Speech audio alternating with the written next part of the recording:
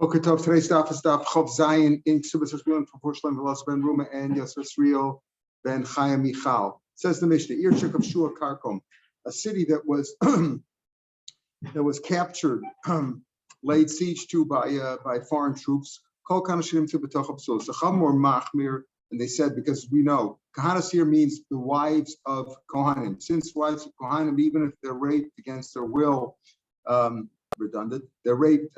They are the puzzle to their husbands, right?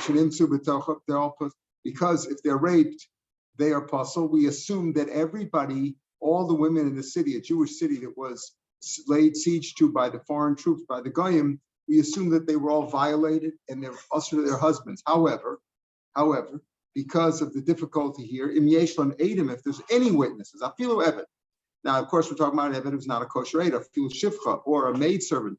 There believe you can't believe about yourself, as we'll see. Yourself really means your husband also, because the husband is really like ishto kugufo. You know, when people say, well, my wife went, so ishto kugufo, right? Or a man's wife is like him, so if he goes, he represents her. If she goes, she represents him. In the same way over here, she's not believed about herself, nor is he believed about her. But anybody else, even an evet or a shifcha, possibly again because of the unfortunate situation, the rabbis were making. And here we don't know for sure. There's no witnesses that she was violated, that every woman in the city was violated. And we're talking about the Kahanas, of course. As we had before, the Yisraeli women, if they were raped, we said if they were taken into captivity by kidnappers who took them individually, then we said that the previous Mishnah said, yeah, we're concerned about even then that maybe they agreed to have bia with the goyim, maybe to gain their freedom. So there in yesterday's Mishnah, we were concerned about that too. Some learned that it was only talking about Kahanas, but Rashi says that even a Yisraelis, even a woman married to Israel, would have a problem over there. We said, of course, if there's any witnesses, that's fine. But if there's no witnesses, we have to assume the worst. And if it's for mum, we said if it's for mum with Bala, if it's mostly if the Jews have dominance over the goyim, and it was just a kidnapping for money, the kidnappers don't want to lose their money, so they're not going to violate it. But if they were going to kill her, then they probably violated her.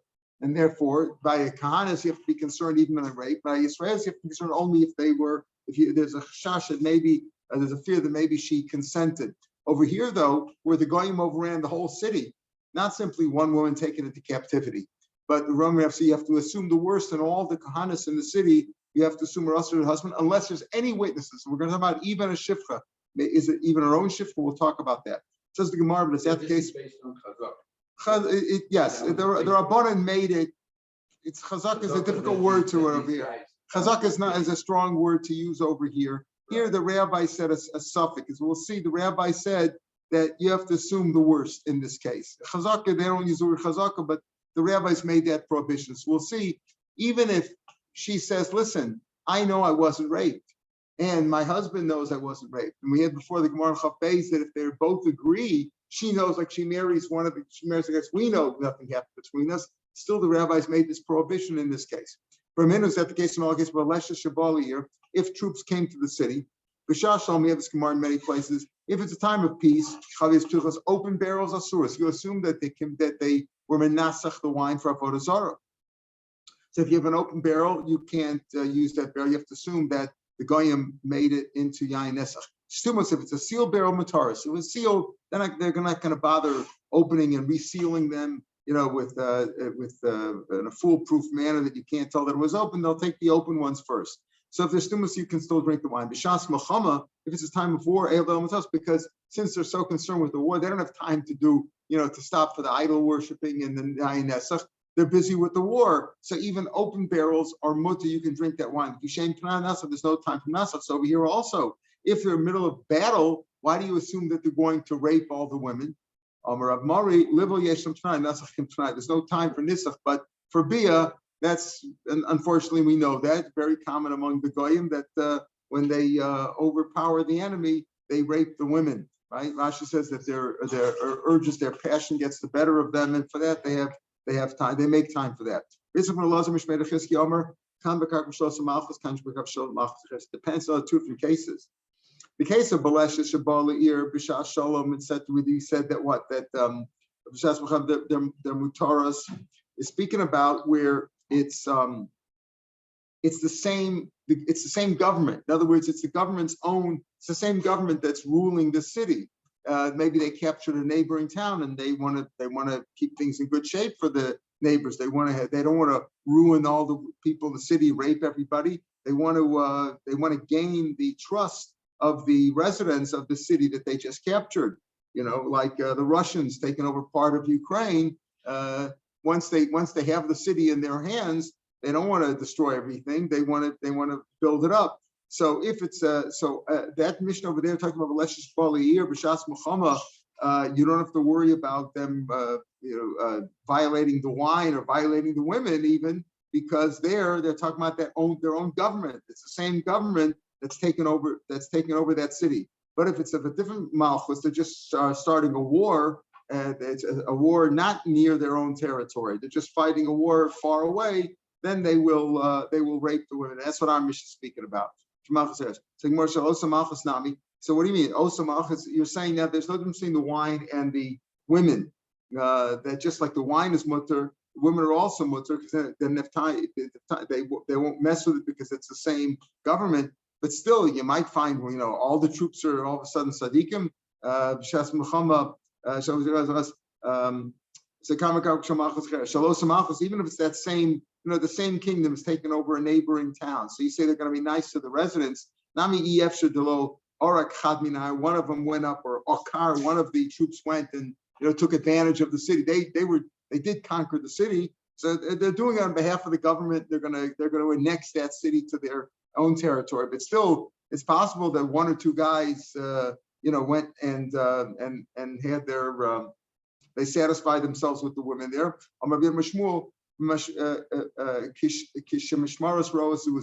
It's talking about where the government that took over the city, that took over the neighboring city, they set up guards to make sure that none of the soldiers violated the rules. You have what we call the MPs, the military police. They set them up and made sure that, okay, we're taking over the city, but we want to build it up. We don't want to hurt the people of the city. So you have to low nine important, but even the guards can fall asleep a little bit. Rav Levi, the first of the wide lines, could go into Mahana Leila Masa. They surrounded the city, Shishulta, with chains for kalva and dogs. They give and sticks and chips of wood, avs and geese, so that if any of the troops entered the city with evil intentions of hurting the residents, they would make noise and that would awaken the troops. So don't worry so much. Amar Baba Barzaf, the plea of Rav Yehuda Nasiya Rabbanim. Rav Yehuda, the Nasiya, usually that means Rabbi's grandson, and the rabbis argued about this. One gave the answer that we just said. Our mission is speaking about when it was a foreign troops came, not from a neighboring country like Russia and Ukraine. They just took over some of their territory, but they came from far away, and that's why you assume that they raped all the women. And if it's Osa Malchus, if it's the same kingdom, then they would guard and not hurt the people of the city. But Lokash Lamidi, he didn't have any problem. That was good enough answer. The Chad Kosh Kohani, but one had all these kashas. Yeah, but it's possible that one or two troops ran and tried to rape some of the women. And he said, well, there were guards. Yeah, but maybe the guards fell asleep. And so they put stuff around the city like as a protection. He gave the same answer. He surrounded the city with shishilta with chains, kalva dogs, sticks and stones, things like sticks that would make noise if the people entered, the troops entered the city. Avs and geese, that the dogs and the geese would scream out, and the chains and the chips would make noise if they stepped on them. So they protected it that way. In other words, that's the basic answer. One didn't even have the problem. Well, yeah, maybe one of the troops ran away, maybe they fell asleep, the guards, all that. But that's the basic idea that our mission is speaking about, where it was a foreign troops came from far away and they don't mind raping the people of the city because they have no intention of staying there. And the other one is that price of Balesh is speaking about where it was a neighboring force from the government itself, like Russia came into Donetsk or Dnipro or whatever, and it was neighboring, and they're planning on annexing the city, and therefore they're not going to treat the people badly once they've annexed it.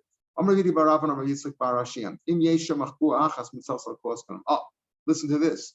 We said in the Mishnah you have to assume everybody was raped. However, if there was a hiding place, one hiding place that's good enough because the women could have hidden over there and protected themselves. So if there was one hiding place, that's good enough. Boy, Rav Yirmiyah, what happens if the hiding place was only enough to hold one person? In other words, how many hiding places do you really have? The house is the hiding place. You need a hiding place underground or whatever in an attic somewhere that they wouldn't find. If it was only good enough to hold one person and there were hundreds of women in the city, what are you going to say there? You're going to say, well, each woman that comes up as a question, maybe she was the one who hid out over there. Oh, maybe don't we say that? Okay, so that's the question. Now, from this you see that if there's an excuse, again, like we said, even a shifcha's belief to say, we know I was with her, she wasn't raped. The same thing will be if there's any kind of an amas, like we said before, a good excuse. Yes, you could say maybe every woman, she might be the one that was hidden in that closet or that hiding place. So the Gemara says, yeah, wait a minute. But if you know for sure they couldn't have all hidden this in there, so how is this different? Famous case. There were two roads, right? What's the famous line? When you come to a fork in the road, take it. There were two roads, and one road was known to have dead Jewish bodies buried under the road. There was no way to cross that road. I'll call that the bad road. There was no way to cross the road without becoming tummy, without being mild over a dead body. Let's assume there was no pesach tefach, so the tummy went straight up. And the other road was clean. There were two roads. One was and you went on one of them. And afterwards you touched taras, you touched truma, whatever that was supposed to be kept tar, and now you possibly were matame. And now another guy came, he took the other road, right? He also did taras. Now the question is, they're not sure each one is not sure if he went on the tummy road, or the good road, or the bad road. Rabbi Yehuda says, what is this? This is a suffix tamah b'shus harabim. What do we learn out from Sota? Suffix tamah b'shus yachid is tamah. Suffix tamah b'shus harabim is tahor. So this is definitely b'shus harabim. It's a road. Suffix tamah. Each one comes individually and asks, what should I do? Am I tamah or not? So each one is tahor. So Rabbi Yehuda says, but if they both ask together, they say, listen, one of us went on this road, one of us went on the road. What do we do? Well, one of you for sure is tameh. One of you is just tummy, so you have to assume the worst. You have to assume the tummy. Rabbi Yossi Omer. Okay. How does that? No. Does that eliminate the suffix? Doesn't eliminate the suffix. Now you're poskening that everything is tummy. If they're both there. If they're both there together. Listen to the whole machlokes. Either way, they're tummy. Either way, when that question comes up, these two guys, Reuben and Shimon, one went on one road, one went on the other road. They didn't know which one was tummy, which one was starved. One went on one on the other. And now they both come together. But Rav Yehuda said they both come together. Rav Yosef says, either way, they're both tummy. We don't know, even though it's stuff Tamah Shus Harabim. Rav explained the machlokes as follows. The machlokes of Yosef and Rav Yehuda. Some say Rav Yochanan explained this. If they both come together and they say, listen, what's the story? What do we do? Well, what are these for sure tummy? We have to say everything you touch is tummy. We don't know. We don't know which one, but for this for sure tummy over here. If they came individually, each one comes, Reuben has a shaila. I don't know which road I went on. Okay, Safek Shus Harabim, the halacha is that it's tar. And the same thing with Shimon. Tar, and even Rabbi Yossi agrees that they're tar. Here's the question. Reuben came and asked the shaila about me and my friend Shimon. Okay, I and my friend Shimon, we each took the other road. And now what's the halacha? Okay, Mar Medam Basachas. Rabbi Yosef says that's like basachas. You're asking about both of them together. You're asking, you didn't both come with the shaila together, but you're asking about both of them together. It's like basachas and stomach. And Rabbi Yehuda compares it to ze'achar, and therefore it's tar. And as if they both come together, you definitely have to pass with tameh. You have two guys over here. We say, what's the story? We touch stuff. Well, one of you is for sure tameh. You have to pass with everything is tameh. But if each guy came individually, according to Rabbi Yehuda, even if he asked about him as friend, you pass in that it's like ze'achar and a sarah. So the question over here is v'hochanami, and Rashi points out, Rabbi Yehuda, Rabbi Yossi, Allah is like Rabbi Yossi, that he's more machmer. He asked about you and your friend. V'hochanami, keeping the shor the lukuv basachas. So here, what's the shaila? The troops came to the city. We say everybody is tameh. All the women are tameh. All the women have been violated. Okay. Now we don't know for sure that they were violated, but the pasuk are all violated. He says, but if there's a hiding place that holds even one of them, right now, So it says kol chad chad. Maybe you'll say each one could say he was in there. Yeah, but over here you're asking about the whole city. There were 300 women in the city. There was only room in the hiding place for one person, right? And the 300 people in the city. So it's like you're asking about everybody together. And Rav Pasnik of Yossi, that when you ask about you and your friend, of everybody together, you have to say that it's Tameh. So why do you say over here that you're having a shaila of it? Can each one get out of it or not? I can compare the two cases. Hasam Badei Ketumah. There's for sure Tameh. One of them is for sure Tameh. Why? Because we know one road had the Tumah, one road didn't, and one guy went on one guy went on this, for sure Tumah over there. Over here, do we know for sure that they were Tumah? Not every woman was deaf. Maybe they didn't rape all the women. Maybe they ran out of steam after a couple hours and they let the rest of them go. Maybe they stopped. So we don't know for sure that it's Tumah. And therefore, the psak seems to be that if there was a hiding place that could hold even one woman, you can each and even though you asked about all the women in the city, that's a good excuse, and they could say that they are Torah to their husbands. It's only a suffix, and if they know for sure they weren't violated, then that's good enough. So we come out saying that either any witness saying that they're Torah, or if there was a hiding place, even if it only holds one person, but everybody could be samech on that because we don't know for sure that they were Tamei. Not like the case of Shnei Shviolim. In the case of Shnei Shviolim, Reuben and Shimon went on the two roads. One of them, 1,000% is Tamei.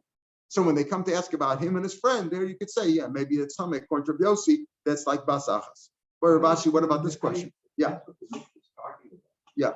Where we're not sure that everybody was violated. I thought the mission was talking about where we have these people. The assumption, right? Use the word chazaka. It's not a chazaka, but it's like a chazaka. It's like. But then why is it a suffix in the mission? In the Mishnah, we assume the worst because we assume the worst. Here we're not assuming the worst. Here we are, except that there's a way out. If there's any witness any excuse, a witness or a hiding place, that's good enough. But not the fact that every woman was raped. Right, not the fact that we're assuming everybody was raped unless there's some excuse, like a one person testifying that she wasn't raped, or that there is a hiding place that any of them could have gotten to. That's good enough. However, otherwise you have to assume. We know that that's not the case. Even though we know that they couldn't all be there, correct? We know they all couldn't be in the hiding place, but we also don't know 100% sure that everybody was raped. We're just assuming that. See, if you know that she was raped, then there's something to talk about, right?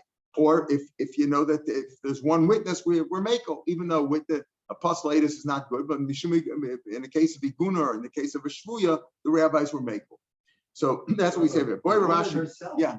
Well, good. That's what I said before. Were you here when I said before? She herself knows. We had before in Chapez. Remember, she says when she married one of the Adam. Remember, we said one Adam doesn't believe. We said she marries Adam. We know for sure. But over here, you see, the rabbis gave this a koach of this. It's a good question. The rabbis gave this a koach of Badai because we know that's what the goyim do. Even in modern times, that's what goyim do. When you go to these, Afghanistan and all these places where what did ISIS do? They just took all the women and raped them. Yeah. That we look for any excuse. Any excuse is good. Any excuse we look for, but if the woman who knows she was raped. Yeah, that's not good enough though. That's not good enough because you're not believed about yourself. You never believe about yourself. No. We're talking about the whole city. Right. Each woman is not believed about herself. So if there's any witness who can say that we know this lady wasn't raped, I know this particular lady wasn't raped. The other one, let's say there's 300 women. What about the hiding place? The hiding place, we assume anybody could have hidden there. So that's good enough. That's good enough. All the woman has to do is be quiet. Correct. If there's a hiding place. Boy, Rav Ashi, what about this question? Let's say she says, I didn't go. I didn't go into the hiding place. I didn't go, but I wasn't Tameh. I wasn't raped. Mao, what do you say? Why did I have to lie? Why would I have to lie? If I could have said the space, I could have said I was in the hiding place. I could have kept my mouth shut, right? And just said that she says I didn't go in the hiding place, but I also wasn't raped. Do you say Mali Shaker? Is it a migu, a peshas or peshet, or a strong migu? Oh, Dilma, lo mina, maybe you don't say that. So the Gemara says, Maisha Meho Maisa, how's this from the following story? Another story with Mali Shaker. What was the story? Meho Maisa, a famous story. Ruvain lent or rented his donkey to Shimon. He rented him, right? And if you rent, you're chayav for Geneva and Aveda, certainly for Pshia, right? Renting is like a socher, right? So he rented, and he told Shimon when you take the donkey, don't go by the route of the river Pakod, because there's water there, and the donkey will die, will drown, because there's water there. Don't go by the way of the water. Go by Narish, there's no water there. Shimon, of course, went and didn't listen to the instructions. He went on the road that he wasn't supposed to go, by the river Pakod. The donkey died. Also coming to Rav, he came for a Rav or something because of Rav. I admit that I did go by the wrong road. I took the river Pakod. There was no water there.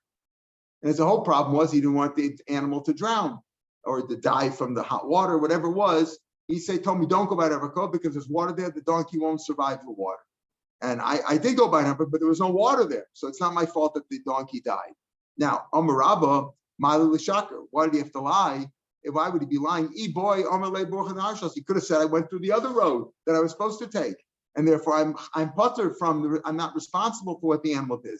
I said by Narpakod. Believe me when I say I went to Narpakod and there was no water there, and therefore it's not my fault that the animal died, because I could have said I took the correct route where there was no water. Abaya told him, no, Mali Shaka Makamedim Lo Amrina. Amiga, we don't say Makamedim. What's the Adam over here? It's strongest kind of Adam. Makamedim, Rash says, Anan Sadi, the Kol Shatikamai. It's like you say, it went by the Hudson River, but there was no water there today. It wouldn't be such a by the Jordan River, maybe not so much. But if I say went by the Mississippi or by the Hudson River and there was no water there, we know there's water there. So it's a Migu Makamedim, Lo Amrina. So what do you say over here? So what did you say in this case where the woman says, believe me when I say what?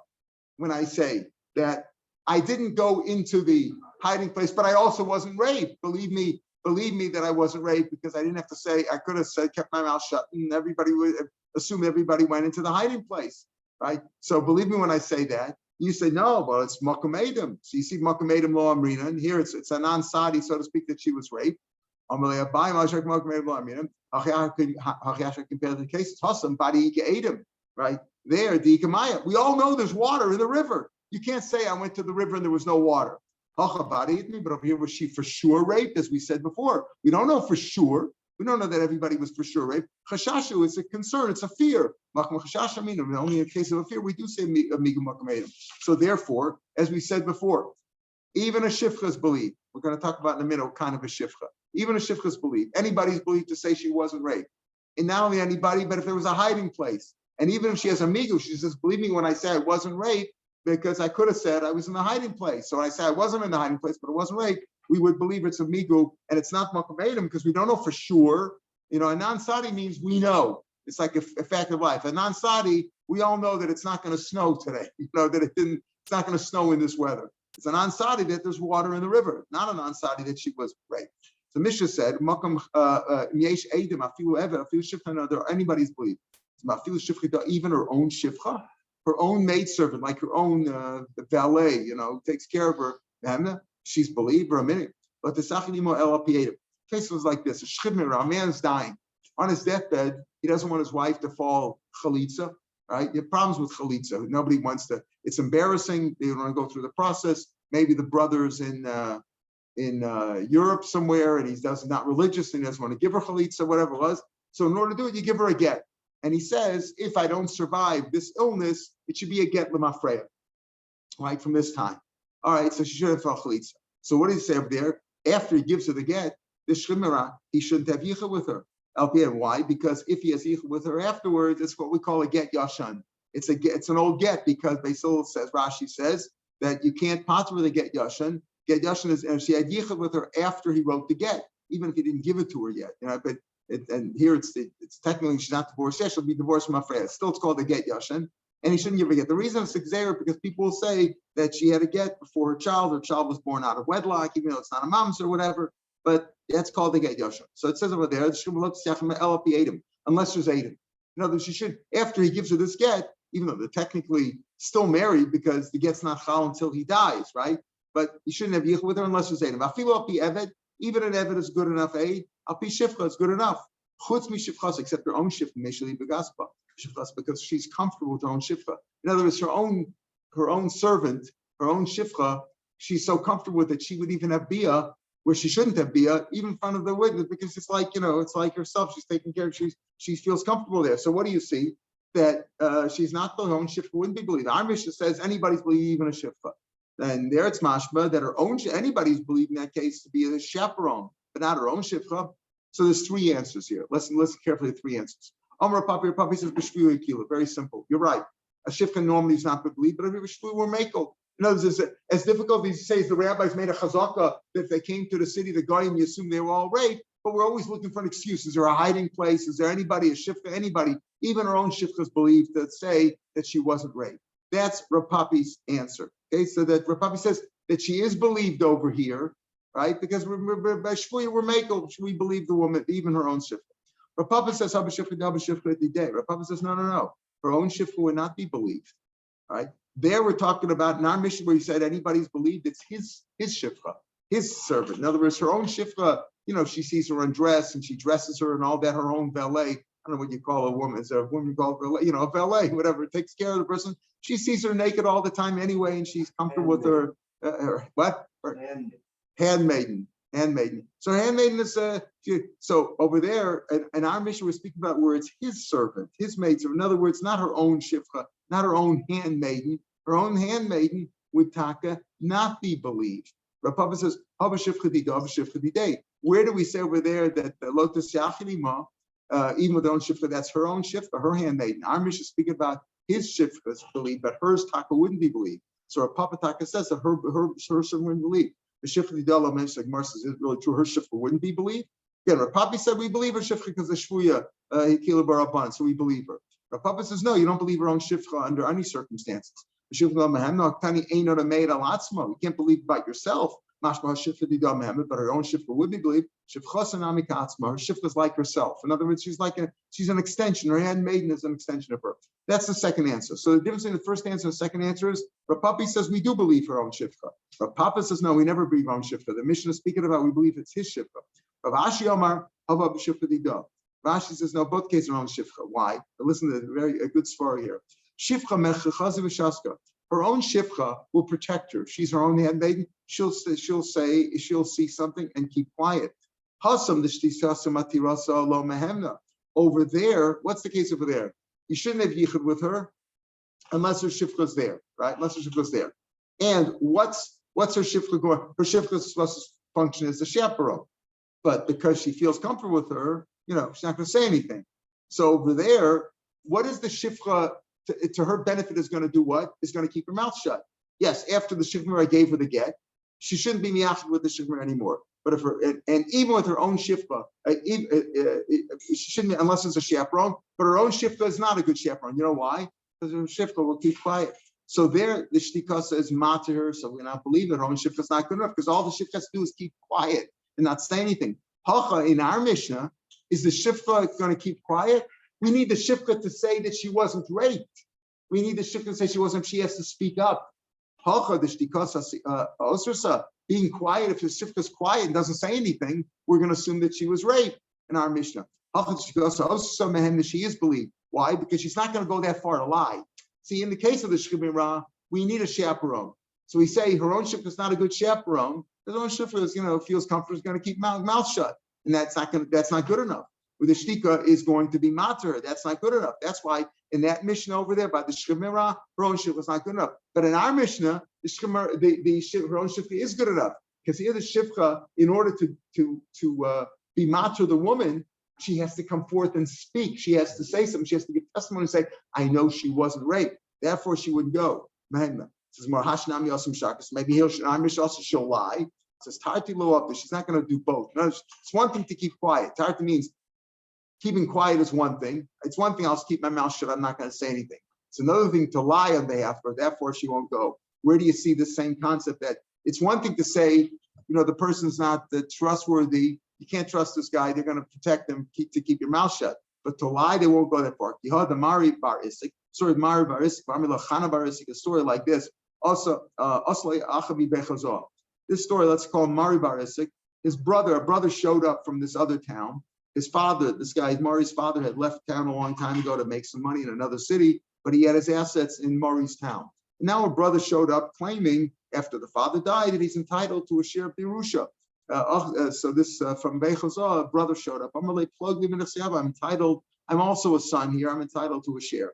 I don't even recognize you. Also coming over. It's good. How long have you been out of town? 30 years. It's been a long time. This was says Vayakar Yosef Esechav, hey Makiru. Right? Yosef recognized his brothers. They didn't recognize him. What happened? His brothers, when he left, when he was sold off, his brothers were already older. They had beards, so he recognized them. He saw them already with beards. They never saw him with a beard, so they didn't recognize him. Now he has a beard. So the same way, you're coming after many years. Of course, Mari doesn't recognize. Do you have any proof that who you are? You got to go bring proof that you want to get a share. Go bring proof. You told this brother who showed up, you claim to be a brother. Go bring proof to your brother. I have proof. I have witnesses. But we're afraid of Mari because he's a powerful man. They don't want to show up here. They're afraid that they'll be subjected to witness tampering. They'll be subjected to witness tampering. You're afraid. The day, so if Chista turned to Mari now, who had done a chasm, right? He was here in town. Zil Isi At, you bring the witness, right? The Lavachu. You got to bring proof that he's not you. He's afraid to bring witnesses because he's afraid of you. We know you're a powerful man. So it says, you got to bring witnesses. You got to prove that he's not your brother. That's the halacha. He wants, I'm for sure the Orish over here. I stand to inherit the whole thing. We're at the probate court right now. This guy shows up and claims he's a brother. Okay, he wants to take some of their money. I have to bring proof that he's not a brother. This is how I'm going to, I'm the Dayan over here, and this is how I'm going to judge you and all your powerful, tough guy friends. You're all a bunch of ruffians. That's how I'm going to judge you. So the Gemara says, and I'm telling you, you have to bring witnesses that he's not your brother. Hashnami Yasum Shakri. So what's the difference? If he's a powerful man, he can bring witnesses also who will lie and say that we know this guy's not a brother. It says Tarti Lo Avdi, same thing. It's one thing your witnesses will keep their mouths shut, right? That the witnesses are afraid, like the supposed brothers, his witnesses are afraid to say anything. They'll keep their mouths shut, they're afraid to say anything. But to lie, therefore you won't go that far. Okay, so that you have this concept that Rav Ashi says that, okay, Rav Ashi though is the same in the sense that Rav Ashi and the first sheet of Rav Papa both say that in this case, the shifcha is believed.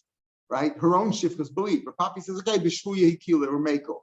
Rav Ashi says, in our Mishnah, the reason the shifcha is believed is because she has to come forth and say, "I know that my lady, what's my lady? What do you say, Michael? My lady, her mistress. I think you call that right. Her mistress, her boss, was not raped. Therefore, she over there she's not believing because there all she has to do is keep quiet. So we don't trust her for that. But to come forth but in our Mishnah where she has to come forth and say, I know she wasn't raped, there she is believed that. So let's say this Shaila of what? Is her own handmaiden, is her own handmaiden believe, her own shifcha she believed in because in talking about this case of Shvu, it says Zu Edis about this woman, whether she was raped or not when the troops came to town. Anybody's belief, Ish v'isha, a man or a woman. Yeah, of course, a man's belief. Tinok v'tinokas.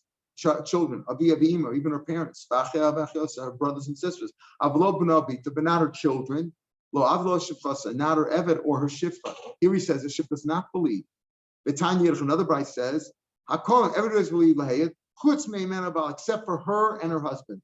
Everybody's believed, meaning Shifra is believed. So we have two Bryces. The first Bryce says that a Shifra what? Is not believed. The second Bryce says Shifra is believed. So Chortz Machlokas, Drapapi, Ravashi, Tanoi. Rav Papi and Rav Ashi, who say what? That she is believed, right? Rav Papi says because it's Mishimiguna, Rav Ashi says because here she has to come forth and give testimony, she is believed. Certainly it's Tanoihi. And they will go what? They certainly, so they'll certainly say,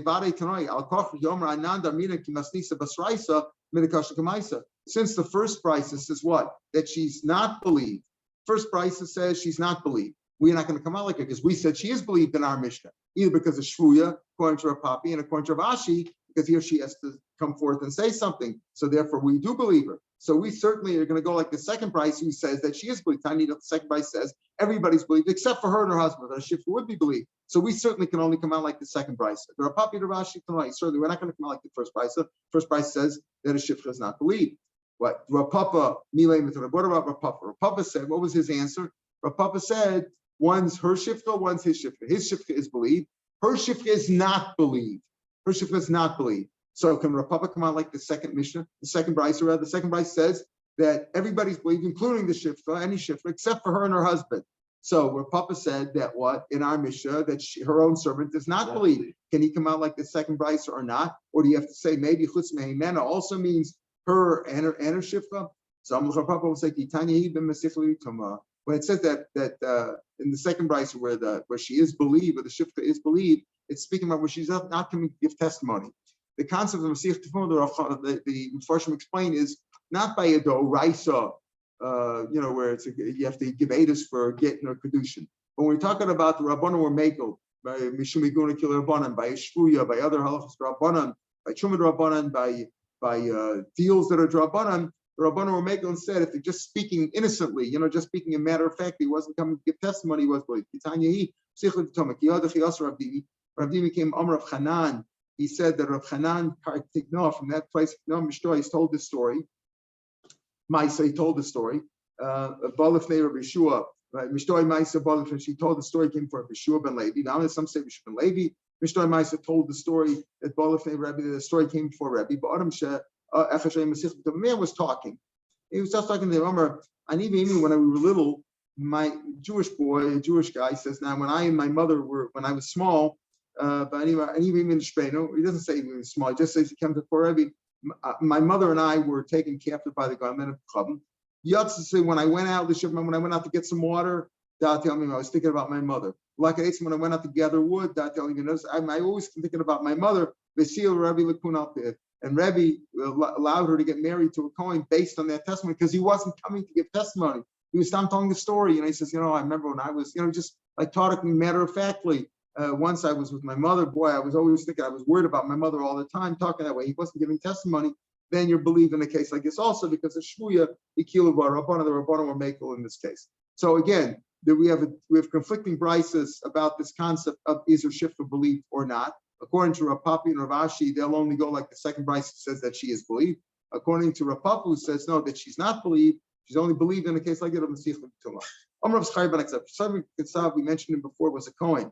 And he says, Hamona, he swears by the base of Mikdash. When the Goyim came into Shalim and they laid siege to Son, I never left my wife's hand. In other words, we held hands the whole time. And I can tell you she was not raped. Until the Goyim left, she was with me the whole time. I didn't let go for 1 second. You can't give testimony about yourself because your wife is really yourself, right? So you happen to be with your wife. You can't give testimony about your wife.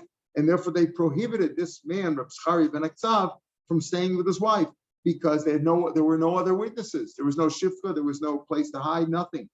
Even though he wasn't allowed to stay with his wife, he gave her a house to live in. And it was still a family. This terrible situation. So he had to divorce his wife, but he stayed in the chutzner. He gave her a house in his chutzner. Never allowed there to be yichud. So when she went out into the chutzner, she always went out ahead of her children, so that her children always were a mechitza between her and her husband. When she came in, she came in after her. And she always made sure that the children, that there would be no chance of him having yichud with her. This terrible, unfortunate situation. Okay, here was a Kohen. Because he was a Kohen, he had to divorce her, right? Because we assumed that she was raped, and he's not believed himself. He's not believed about testimony. She had no other excuse. There was no hiding place, no other aidum. And the Kohen can't marry himself. What about a Kohen who divorces his wife? Right now, we were saying Ma'alasus came to Grusha. He divorces his wife. You have to do the same thing. There they were Mekel by Shvuim. We said, okay, we allow her to stay in the Chatzar if you have some precautions, some chaperones. But over here, you're not going to be Mekel over here. You divorced her. What are you going to say in the same shchuna? Because they know each other, they might come to do some hanky-panky, and a Kohen is not allowed to stay with a Grusha. Or do you say there is no difference?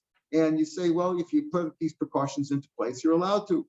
Tashma, the Tanya Magash Sishto, a man divorces his wife, even by a Yisrael who divorces his wife, she shouldn't stay with him in the same neighborhood because there might come to be some problems, right? If she recognized him and maybe they'll come to Avera. So if he divorces his wife and she gets remarried, she shouldn't stay in the Shechina with him at all because he knows her. They'll say, let's meet up again, and she's not happy with the second guy and all this. So she shouldn't live in the same Shechina. If the husband was a Kohen who divorced her, who's never allowed to be with her, even if she wasn't married to somebody else, he's not allowed to stay with her. Well, Cedar and Mother shouldn't even live in the same alleyway. Not only the same neighborhood, she live in the same way because he's not allowed to live with her, even if she didn't get remarried. If it was a small village, say in my son, it was a story like that, or the gear says kamavui. It's like a mavui, meaning that if he was a Kohen, she can't even live with him, even if she's single, because he's usher for forever.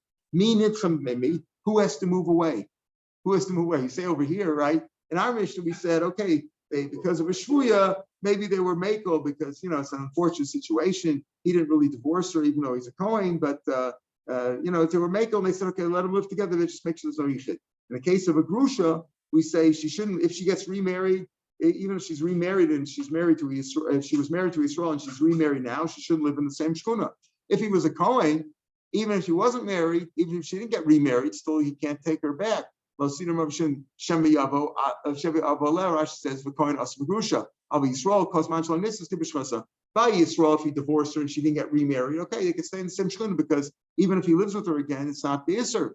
But by a Kohen, even if she didn't get remarried, she should not live with him in the same neighborhood, even in the same alleyway. And a cotton is like that. So who has to move away? Me. We'll pick it up from here tomorrow, and we'll discuss who has to move away from whom. Normally we say she has to move away, but of course, if she owned the property, she could say he should move away, and that's what we'll discuss in Mitzvah tomorrow. Have a good day.